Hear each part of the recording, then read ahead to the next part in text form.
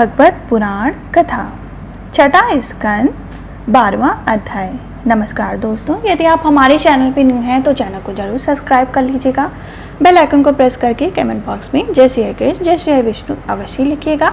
यदि आप गर्भवती माता हैं तो आप इसको प्रतिदिन प्रातः काल के समय या शाम काल के समय अवश्य ही सुने, जिससे आपको शेष कम करने वाली संतान की प्राप्ति हो। यदि आप हमारे चैनल पर न्यू हैं तो आप इसको प्रथम स्कंद से अवश्य ही सुने, जिससे आपको इसका पूरा सार समझ में आए, इसका पूरा फल प्राप्त हो। हमारा 12वां अध्याय जो यहाँ से प्रारंभ होता है। श्री सुखदेव जी कहते हैं, राजन, वृतांसुर रणभूमि में अपना शरीर छोड़ना चाहता था, क्योंकि उसके विचार से इंद्र पर विजय प्राप्त करके स्वर्ग पाने की अपेक्षा मरकर भगवान को प्राप्त करना श्रेष्ठ था। इसलिए जैसे ही प्रलयकालीन जल में कैटभासुर भगवान विष्णु पर चोट करने के लिए दौड़ा था, वैसे ही वह भी त्रिशूल उठाकर इंद्र पर टूट पड़ा। वीर वृतांसुर ने प्रलयकालीन अग्नि को लपटों के समान तीखी नोकों वाले त्रिशूल को घुमाकर बड़े वेग से इंद्र पर चलाया और अत्यंत क्रोध से सिंहनाद करके बोला, पापी इंद्र, अब तू बच नहीं सकता। इंद्र यह देख कर कि वह भयंकर त्रिशूल ग्रह और उल्का के समान चक्कर काटता हुआ आकाश में आ रहा है, किसी प्रकार की अधीरता नहीं प्रकट की और उस त्रिशूल के साथ ही वासुकी नगर के समान वृतांसुर की विशाल भुजा अपने 100 गांठों वाले वज्र से काट डाली। एक बाह काट जाने पर वृतांसुर को बहुत क्रोध हुआ। उसने वज्रधारी इंद्र के पास जाकर उनकी ठोड़ी में और गजराज ऐरावत परिक से ऐसा प्रहार किया कि उनके हाथ से वह वज्र गिर गया। वृतांसुर के इस अत्यंत अलौकिक कार्य को देखकर देवता, असुर, चारण, सिद्धगण आदि सभी प्रशंसा करने लगे, परंतु इंद्र का संकट देखकर वे ही लोग बार बार हाय हाय कहकर चिल्लाने लगे। परीक्षित व वज्र इंद्र के हाथ से छूटकर वृतांसुर के पास ही जा पड़ा था, इसलिए लज्जित होकर इंद्र ने उसे फिर नहीं उठाया। तब वृतांसुर ने कहा, इंद्र, तुम वज्र उठाकर अपने शत्रु को मार डालो, यह विषाद करने का समय नहीं है। सर्वज्ञ सनातन आदि पुरुष भगवान ही जगत की उत्पत्ति, स्तुति और प्रलय करने में सामर्थ्य हैं। उनके अतिरिक्त देह अभिमान और युद्ध के लिए उत्सुक आताताइयों को सर्वथा जय ही नहीं मिलती। वे कभी जीते हैं तो कभी हारते हैं। ये सब लोग लोकपाल जाल में फंसे हुए पक्षियों की भांति जिसकी अधीनता में विवश होकर चेष्टा करते हैं, वह काल ही सबकी जय पराजय कारण है। वही काल मनुष्य के मनोबल, इंद्रिय बल, शरीर बल, प्राण, जीवन और मृत्यु के रूप में स्थित है। मनुष्य उसे न जानकर जड़ शरीर को ही जय पराजय आदि का कारण समझता है।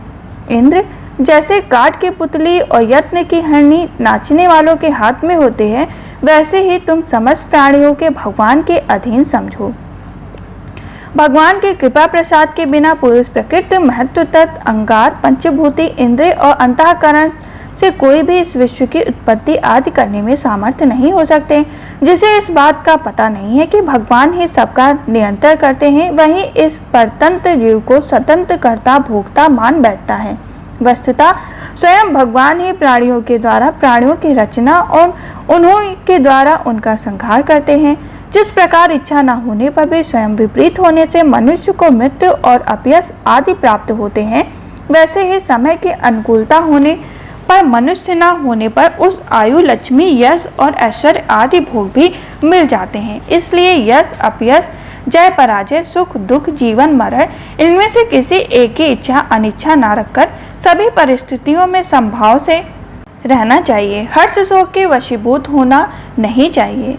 सत्व, रज और तामस ये तीनों गुण प्रकृति के आत्मा के नहीं हैं। अतः जो पुरुष आत्मा को उनका साक्षी मात्र जानता है, वह उनके गुण दोष से लिप्त नहीं होता। श्री सुखदेव जी कहते हैं, परीक्षित, वृतांसुर के ये सत्य एवं निष्कपट वचन सुनकर इंद्र ने उनका आदर किया और अपना वज्र उठा लिया। इसके बाद बिना किसी प्रकार का आश्चर्य किए मुस्कुराते हुए वे कहने लगे, देवराज इंद्र ने कहा, अहो दानवराज, सचमुच तुम सिद्ध पुरुष हो, तभी तो तुम्हारे धैर्य, निश्चय और भगवत भाव इतना विलक्षण है। तुमने समस्त प्राणियों के स्वयं आत्मस्वरूप जगदीश्वर अनन्य भाव से भक्ति की है। अवश्य ही तुम लोगों को मोहित करने वाले भगवान की माया को पाकर गए हो, तभी तो तुम असुरोचित भाव छोड़कर महापुरुष हो गए हो। अवश्य ही यह बड़े आश्चर्य की बात है कि तुम रजोगुणी प्रकृति के हो, तो भी विशुद्ध स्वरूप भगवान वासुदेव तुम्हारी बुद्धि दृढ़ता से लगी हुई है। जो परम कल्याण के स्वामी भगवान श्री हरि के चरण में प्रेममय भक्ति भाव रखता है, उसे जगत के भोगों की क्या आवश्यकता। जो अमृत के समुद्र में विहार कर रहा है, उसे क्षुद्र गड्ढों के जल से प्रयोजन ही क्या हो सकता है। श्री सुखदेव जी कहते हैं, परीक्षित, इस प्रकार योद्धाओं में श्रेष्ठ महापराक्रमी देवराज इंद्र और वृतांसुर धर्म का तत्व जानने की अभिलाषा से एक दूसरे के साथ बातचीत करते हुए आपस में युद्ध करने लगे। राजन, अब शत्रुसूदन वृतांसुर ने बाएं हाथ से फौलाद का बना हुआ एक बहुत भयानक परिघ उठाकर आकाश में घुमाया और उसे इंद्र पर प्रहार किया, किंतु देवराज इंद्र वृतांसुर का वह परिघ तथा हाथी की सूंड के समान लंबी भुजा अपने 100 गांठों वाले वज्र से एक साथ ही काट डाली। जड़ से दोनों भुजाओं के कट जाने पर वृतांसुर के बाएं और दाएं दोनों कंधों से खून की धारा बहने लगी। उस समय वह ऐसा जान पड़ता मानो इंद्र के वज्र के चोट से पंख कट जाने पर कोई पर्वत ही आकाश से गिरा हो। अब पैरों से चलने फिरने वाले पर्वतराज के समान अत्यंत दीर्घकालीन वृतांसुर अपनी थोड़ी को धरती से ऊपर की ओर उठाकर स्वर्ग से उठाया तथा आकाश के समान गहरे मुंह सांप के समान भयानी जीव एवं मृत्यु के समान कराल डालों से मानो तिलोक की निगलता हुआ अपने पैरों से चोट से पृथ्वी को रौंदता हुआ प्रबल वेग से पर्वतों को उल्टता पलटता हुआ इंद्र के पास आया और उन्हें वाहन ऐरावत हाथी के सहित इस प्रकार ले गया जैसे कोई परम पराक्रमी और अत्यंत बलवान अजगर हाथी को निकल जाए। प्रजापति और महर्षि के साथ देवताओं ने जब देखा कि वृतांसुर इंद्र को निकल गया, तब तो वे अत्यंत ही दुखी हो गए। हाय हाय, बड़ा अनर्थ हो गया, यो कहकर विलाप करने लगे।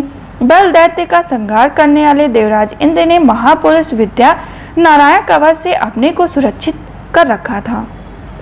उनके पास योग माया का बल था, इसलिए वृतांसुर के निकल लेने पर भी उसके पेट में पहुंचकर भी वे मरे नहीं। उन्होंने अपने वज्र से